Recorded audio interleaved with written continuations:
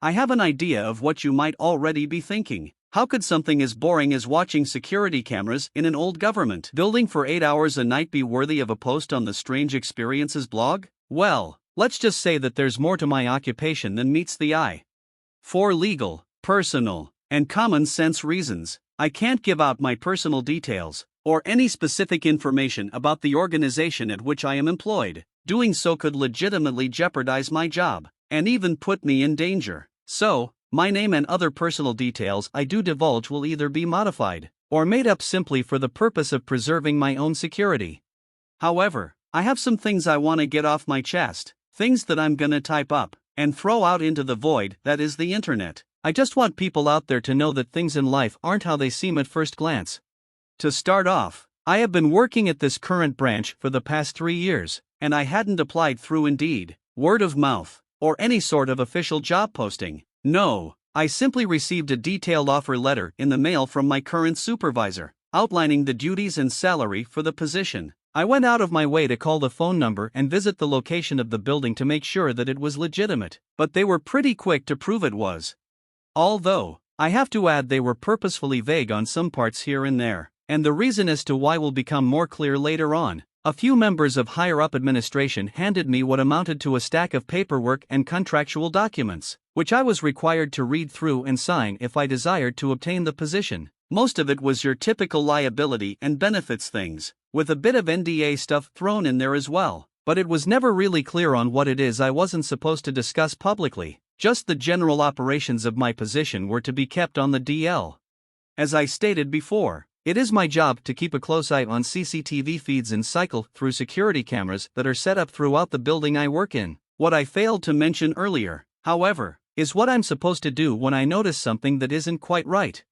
You see, I'm not a security guard, nor am I supposed to even leave the office that I'm barricaded inside of whenever I'm on duty, not until my shift is over, and not a minute sooner. Instead, I am supposed to take detailed notes and documentation of what I'm seeing, and how it is affecting the surrounding environment of whatever is within the frame of the camera.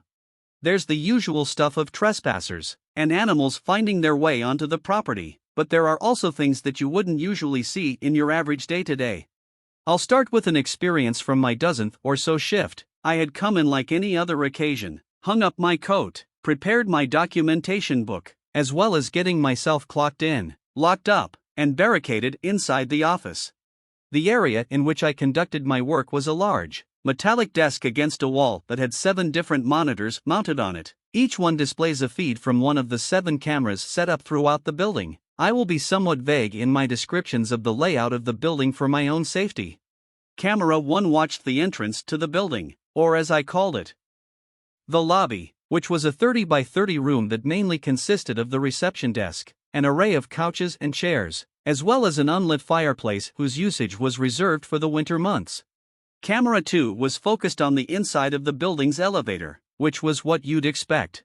Camera 3 was set up at the beginning of the main hallway, with 3 doors along it, 2 on the right wall, and 1 on the left, the one on the left being a bathroom, while the 2 doors on the right led into an administrative and entry-level office. Both are separated by a simple wall between them.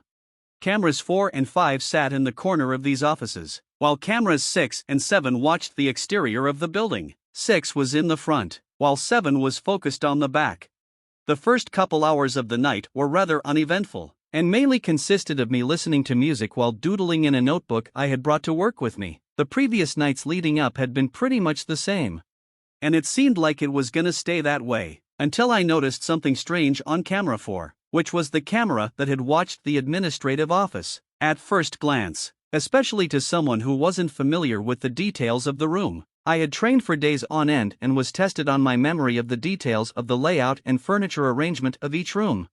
It wouldn't be anything noticeable, but to me, it was more than clear something had changed. There was a chair that was previously pushed in under a desk towards the corner of the room, but it was now pushed out and turned at a 90-degree angle.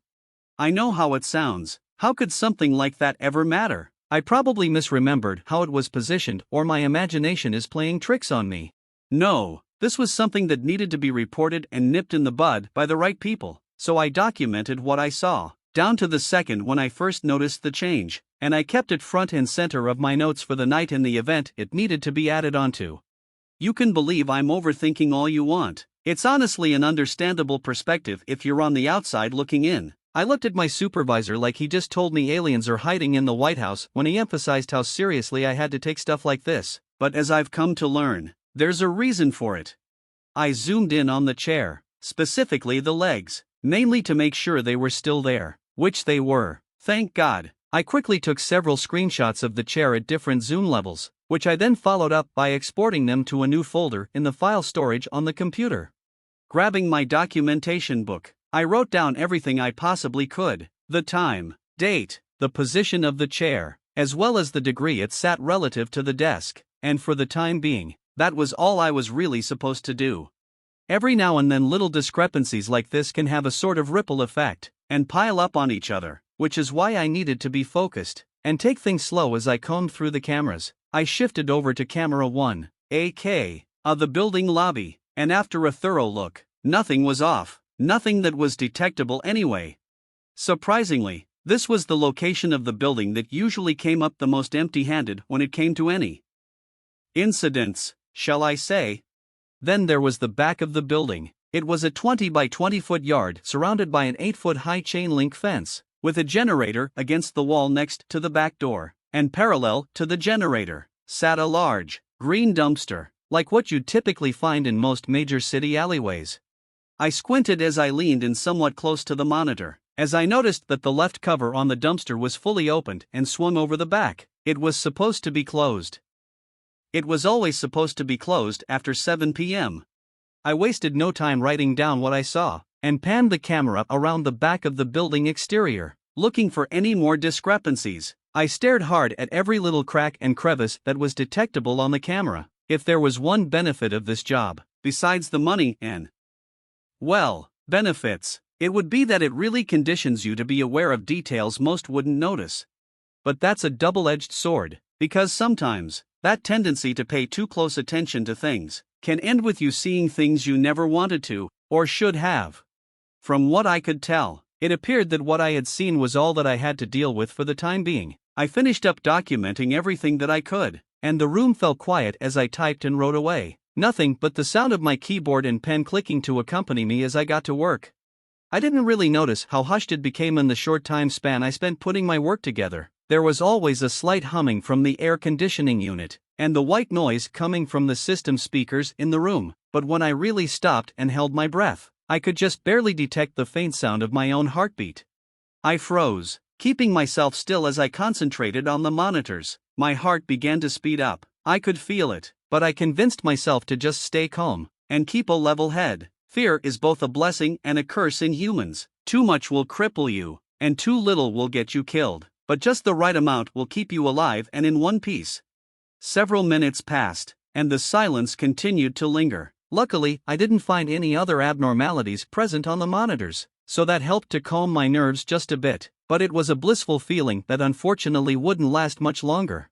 It's actually kind of funny how much we as humans rely on noise to keep us comfortable, despite the fact it's a common sentiment among people to seek out peace and quiet, but too little noise can quite literally drive you insane after long periods.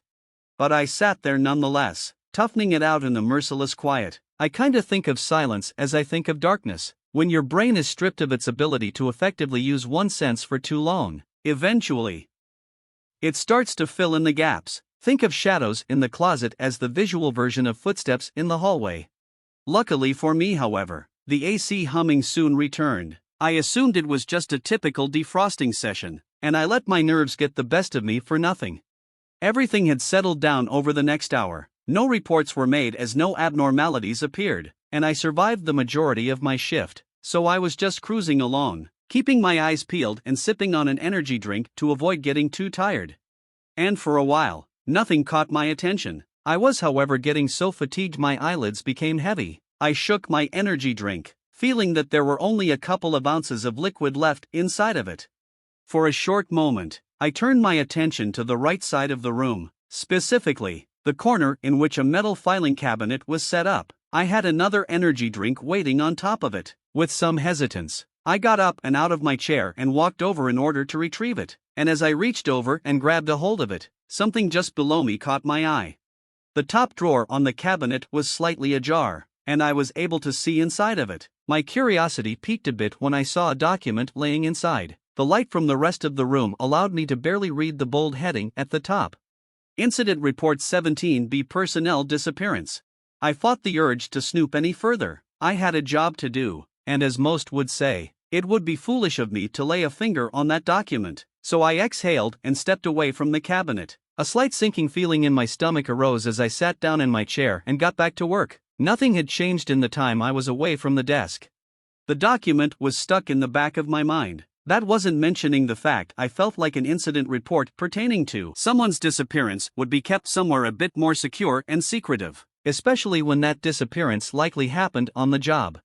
Sure, maybe it wasn't my place to be worrying about that kind of thing, because if I was meant to have known about it, they would have told me. I looked back at the filing cabinet once more, staring at it with an intensity one didn't even notice at first. It was a long, drawn-out length of eye contact that was only broken by the sound of a high-pitched, repetitive beeping coming from the monitor speakers. I swung my chair around, and immediately laid eyes on the feed from camera 2, of the interior of the building elevator. In the upper right-hand corner of the screen were two simple words written in bold white text as the beeping continued. Motion detected. But as far as any sort of physical abnormality, there wasn't anyone or anything inside the elevator, and none of its interior contents had changed or shifted since I had last seen it, so the only way this was possible is either the elevator itself was moving, or the alert itself was the abnormality. My supervisor hadn't mentioned anything like this happening. The equipment itself wasn't supposed to do things like this. Nonetheless, I quickly got to documenting not only the abnormality but also making a mental note to have a follow-up conversation with my supervisor as to why he left this pretty crucial piece of information out during the onboarding. The beeping sound and motion-detected message eventually ended, giving me the opportunity to write down the ending timestamp. Nothing like that had ever happened on any of my shifts leading up to that night. Speaking of which, less than half an hour remained on my shift, and I would soon be able to go home and get away from what ended up turning into a frantic night. There are harder jobs out there, jobs where your life is even more at risk, jobs that stretch you to your physical and mental limits. A steel mill worker, a roofer, an FBI field agent, bomb squad agent, and while they're all dangerous to some degree, at least you can understand what the danger actually is. Murderers, explosives, molten metal, they're tangible. You know how and why they're threatening. I don't get that luxury. I took a deep breath as I checked the rest of the feeds, and everything ended up remaining stable for the rest of my shift. When the time came and the sun would begin to rise in around 20 minutes, I packed up my all stuff and left behind my documentation for my supervisor to recover when he arrived. I had ensured the monitoring office was properly locked and secured, but as I stood in the hall, jangling my keys while I guided them to the door, the feeling of being watched crept up on me, and I couldn't help but turn my head left and right just to be sure I was alone in that hallway, a dimly lit, long, and eerie hallway. From what my eyes reported back to me, I was, and it was relieving. I locked up the office, and tested the door just to make sure that it was secured, and once I knew for sure it was, I put my keys away and headed over toward the elevator. I stopped just a few feet in front of the rectangular, metallic doors, looking them up and down as if sizing them up. I'm not sure why I hesitated, perhaps I was just still on edge, but I couldn't shake the feeling that it wouldn't have been a good idea to enter, that if those doors opened and I stepped in, I might not step out. So instead, I simply weighed my options, and decided that taking the stairs was the solution to my dilemma. It was only minutes later when I made it out of the building and got into my car. I never locked my doors as fast as I did that night. It took me a few minutes to actually start driving, as prior to doing so, I kinda just slumped back in my seat, took a few deep breaths, and stared blankly out into the empty parking lot. It wasn't that I necessarily felt like my life was in immediate danger, but there was just this lingering sense of something being off, and I do mean other than the things that are already off about my situation. But I was technically off the clock at this point, and I just wanted to leave the shift behind me until I returned the next evening to do it all again. So I started up the engine and put the car into reverse as I backed out of my parking spot and gave the building one last look for the night through my windshield. My eyes peer up to the second floor, and I catch a glimpse of something utterly bone-chilling. In the window furthest to the left on said second floor, I lay eyes on what looks to be the shadow of a humanoid figure standing there, as still as a statue, seemingly looking out into the parking lot. I couldn't make out any facial features of this mysterious person. From what I had been told by my superiors, I was the only one inside the building after the regular hours of operation had concluded, so this was puzzling, and more than unsettling. This person, most likely a man due to the somewhat muscular frame, continued to not move in the slightest, and as I backed further away from the building to pull out, I couldn't tell if he, or it, was looking specifically at me or not. I put my foot on the brake and stopped the car, just before reaching into my purse and pulling out my cell phone to aim it at the window, and as soon as the camera came into focus, I snapped 3 pictures in rapid succession. Afterwards, I tossed my phone into the empty passenger seat next to me, put my foot on the gas, put the car in drive, and booked it out of there, leaving it all behind me for what remained of the night. I surprisingly got a decent amount of sleep that night, and when I returned the next day over an hour early, I first hunted down my supervisor who was in his office filing paperwork, his shirt and tie wrinkled while he also sustained bags under his eyes. "Olivia, good to see you. What brings you in so early?" he inquires, cutting himself off and raising his arm to look at his watch. "Your shift doesn't start for another 50 minutes. I was just hoping we could discuss a couple of things if that's okay," I reply, taking a seat in the chair on the opposite side of his desk. "Absolutely, and good work last night by the way. I appreciate the detail in your reports," he said, flashing a forced smile. Not that I thought he had bad intentions behind it, but rather that he was dealing with something that clearly bothered him, but wanted to maintain a positive demeanor. "That's part of what I actually wanted to talk to you about." I then proceed to tell and ask him everything I planned on: the motion detected incident, the figure in the window as I left the previous night, although I left out the part about the document in the filing cabinet, figured it probably wouldn't make me look great or help my case. My supervisor, who I will now refer to as Larry, kept silent and allowed me to tell him of all these things uninterrupted, which I really appreciated. He looked to be listening intently, taking a genuine interest in what I was saying. I then reached into my pocket and pulled out my phone in order to show him the picture of the figure. I pull up my Photos app and open up the picture before flipping my phone around and allowing Larry to look at the screen. An expression of confusion forms on his face. He darts his eyes between the phone screen and then me, looking as if I had just told him something absurd. "What exactly am I supposed to be looking at here?" he questions, squinting his eyes as he leans in closer to the screen. "It's in the window," I posit, but it does nothing to shift his expression. My curiosity piques as to why he's reacting the way he is. I hastily turn the phone around and let out a slight gasp at what I see. Almost everything in the photo was just as I had taken it: the resolution, framing, positioning, all of it, but the figure in the window was missing, gone, vanished as if it were never there to begin with. I swore to myself up and down that I had looked at the photo in detail before pulling off. I knew for a fact that I did. Something else was at play here, and it was at odds with me. I think Larry ended up sensing my stress, and so in a calm tone, he told me, "I believe you, and yes, you are supposed to be the last one in the building when you leave. I'm gonna go ahead and make a report file for this, but before I do, anything else you need to tell me about?" "Yes, I want you to," I begin, taking a deep breath before continuing. "I want you to tell me what I've gotten myself into, what I've really gotten myself into. Don't sugarcoat it, please. I'll know if you are, and I mean this with no disrespect, Larry, but I know you're not telling me everything, and if I'm going to continue to be here, I need to know the reasons behind why I do what I do." There's a multiple second pause. Larry looks at me, and then over at the wall before cupping his hands together and exhaling, clearly hesitant to answer, but he does nonetheless, and it was the last thing I wanted to hear. "Olivia, I can't. You know that I can't. I'm sorry." I grab my bag and begin to stand up out of my chair, the intent of what I'm about to do evident. "Well, I'm sorry to say, Larry, but I'm afraid you'll have to find someone else to fill the position." "I'm sorry to hear that, but before you go I need you to take this before I escort you out of the building." Larry leans over and grabs a stack of sticky notes before picking up a pen and clicking it twice. He focuses, writing something down on it rapidly but carefully. After he finishes, he hands it over to me with a nod that indicates he wants me to look at it right away. I do. and I keep my lips sealed as I read what it says. I'll tell you everything. Can't in here though, too many ears. I look back down, nodding at him in a moment of mutual understanding. Okay, fine, I say somewhat loudly in order to keep up appearances, but I'll stay on if I can get at least a 5% raise.